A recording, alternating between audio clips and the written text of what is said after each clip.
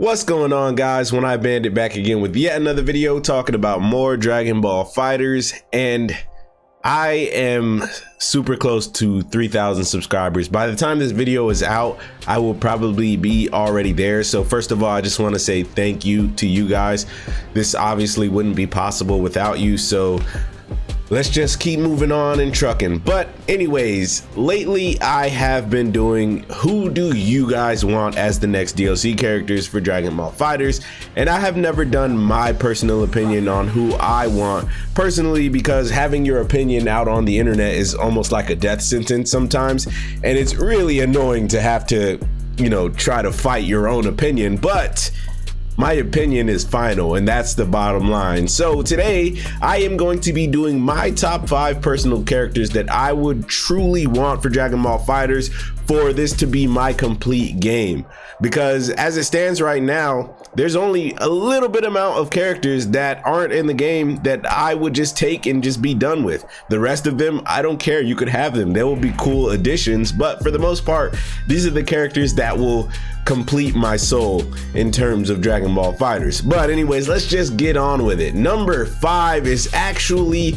an interchangeable Goten and Kid Trunks. These two characters in one would be the perfect character for me to play as an Android 18 style character. Android 18 is a very weird character for me to use, but having Goten and Trunks, I would truly want them because it's characters that I actually enjoy. 18 is, of course, Bay-teen. Everybody loves 18. She's cool, but she's not like, you know, a character that I want to play. 17 is also cool, but he's not in my like top list of dope characters. Like, I love Android 17, he's my favorite Android, but he's not in my top 5 or top 10 list of favorite characters in the Dragon Ball universe. So when it comes to Goten and Trunks though, they completely are. These characters obviously have been on the back burner of the show for such a long time, and they don't even really age, which kind of sucks, but to me, their concept has always been really cool. I love the fact that they work together so often, to the point that they now fuse as their ultimate technique, and it's always together.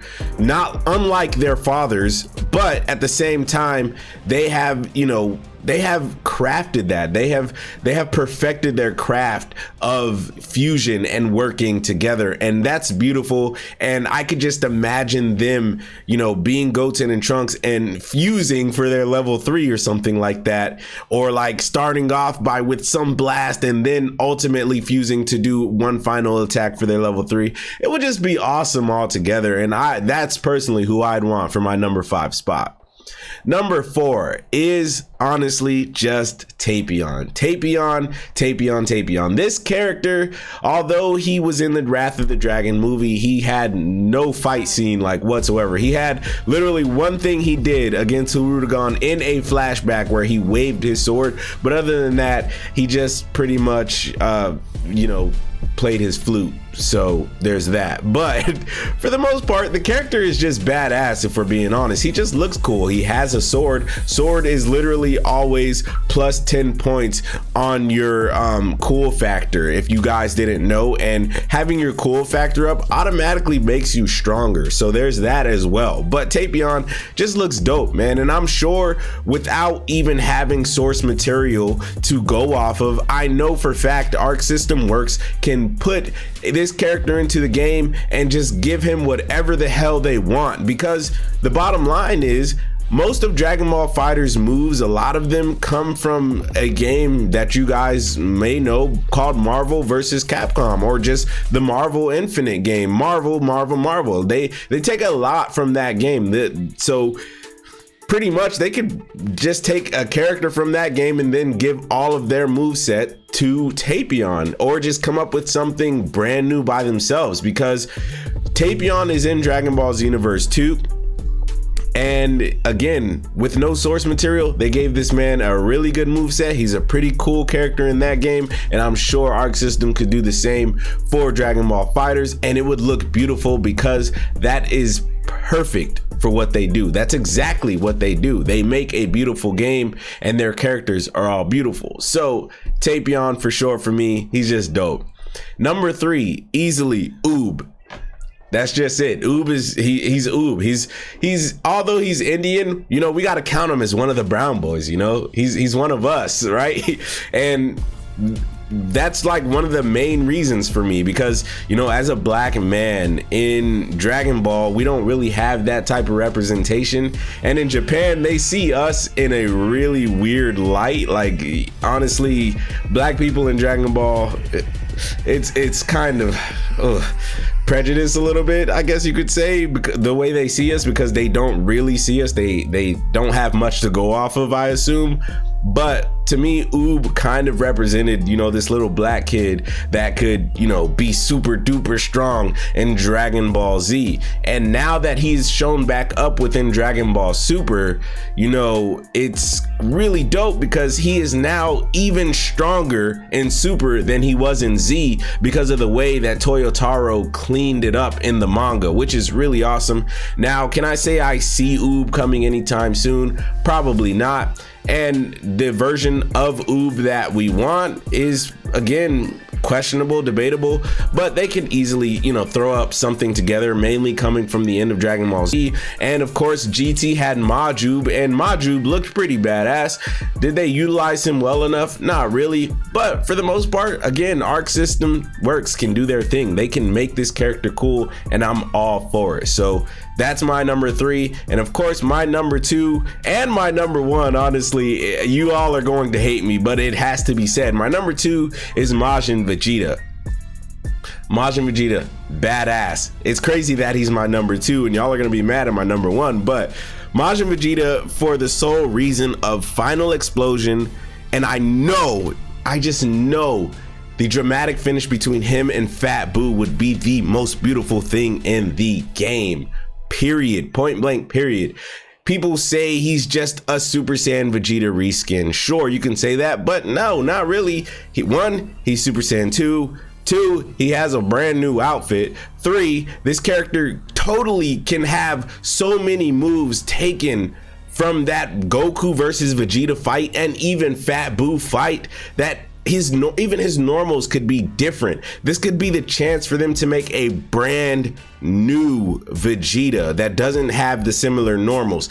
Like, just like UI Goku is, I mean, he's still a Goku, and sure, some of his normals are still very similar to you know, the rest of the Gokus.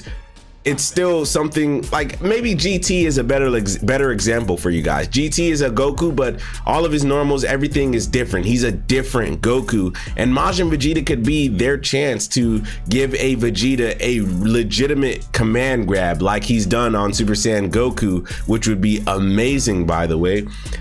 He could have his final impact, which would be a blast. They could finally give him a regular beam like Kamehameha, but it would be his Gallic gun as just a quarter circles forward special. It would just be a really cool chance for them to give us a brand new Vegeta, and I'm all for it. And you know, this leads directly into my number 1, because again, the fact of the matter is, I guess I just personally want a brand new top tier Vegeta, because my number 1 is either Super Saiyan 4 or Super Saiyan God Vegeta. Both of these are badass, and to take it a step further for you guys to hate me even more, I would love a Super Saiyan 4 and Super Saiyan God Vegeta and Goku that are also interchangeable, like the Goten and Trunks I talked about in the very beginning of the video.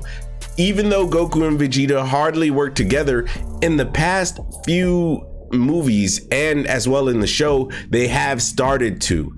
And Dragon Ball Super has kind of brought up that point a lot, especially when Whis talks to them.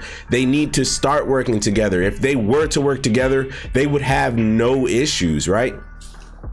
And you know, I can just imagine Super Saiyan 4 Goku and Vegeta fusing again for their level 3 to be Super Saiyan 4 Gogeta, and boom, there goes that cameo.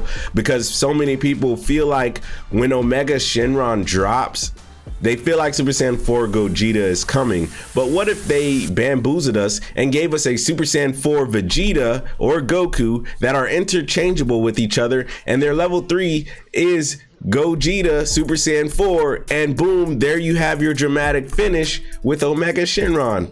It's just like that. Like it would just be dope, man. It would just be dope to see. And man, just thinking about it, both of those forms would look beautiful. The aura around Super Saiyan God is like magnificent. I love it. Super Saiyan God to me is the better form between that and Super Saiyan Blue, and Super Saiyan 4 is just the most badass Super Saiyan form out of everything. So it is what it is, right? But anyways, guys, that is my list. I would love to have these characters that would finish the game for me, that would make this game complete for me. And on top of that, I would even take skins if it were to come down to it. If we're being honest, that's pretty much it. But anyways, guys, that is my top 5 characters, or technically like top 7, 8, 9, and 10 damn near characters that I would want in Dragon Ball FighterZ.